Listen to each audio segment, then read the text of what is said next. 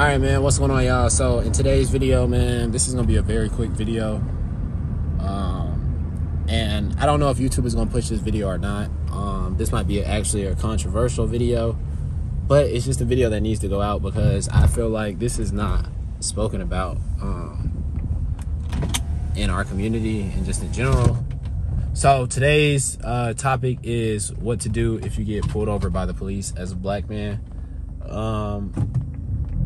This is definitely a sensitive subject just because of the experiences black men have had. Hold on, let me make that a little wider for y'all. The experiences that black men have had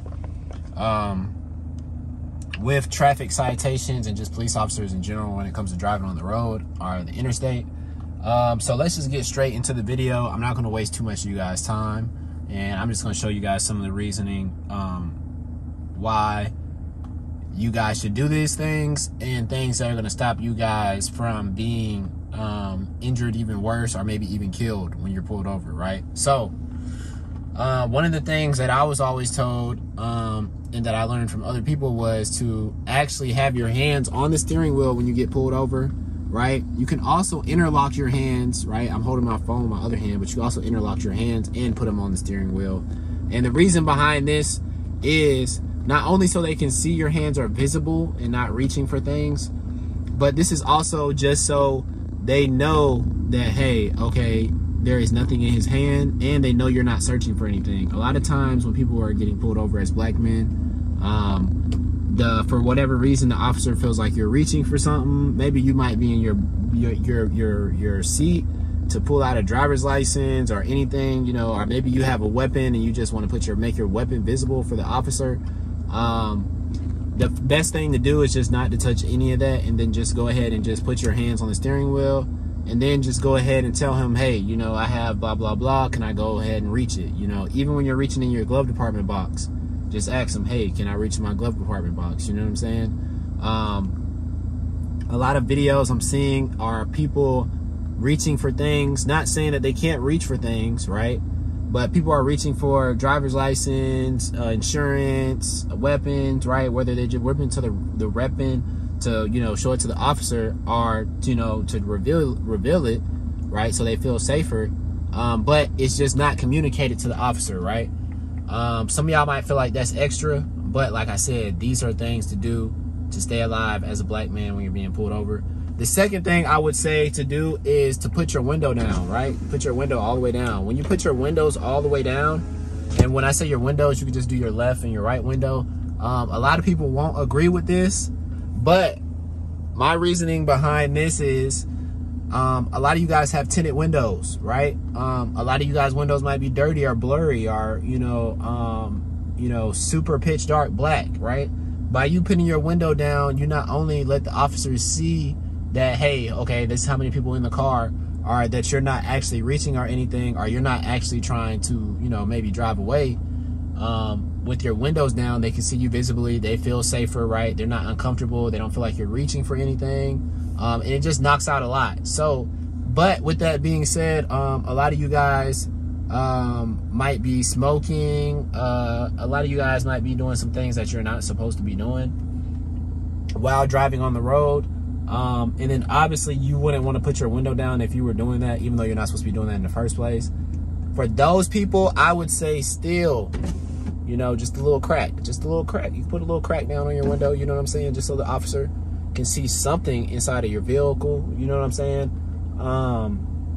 In that way he can hear you, you know what I'm saying? You can hear him, stuff like that. Another thing that I say do that's instinctively comes to me too when I get pulled over as a black man is to number one, you want to try to pull over as soon as possible. Waiting 5 until 10 minutes until you're down the road is obviously could cause a chase, even though you're not running away, could cause, you know, you to get rammed, certain stuff like that. Just craziness, guys. I know a lot like what, but this is the kind of stuff that happens. So obviously you need to try to figure out the safest, y'all hear me, safest parking spot that's near you. If that happens to be 5 minutes away, and when I say parking spot, I don't mean literally a parking spot. I mean a safe patch of grass or area that's not in the obstruction of vehicles and cars on the road, y'all. That's not where, you know, a whole bunch of people are walking, playing, you know, running around, you know, an open area. The next closest open area that you can park in safely, y'all. Safely. That's the key word, safely. So once you do that, I instantly cut my car off, right? Now, some people might disagree with that, but I cut the car off for this main reason. I'm cutting my vehicle off so they know that I'm not trying to drive away, right?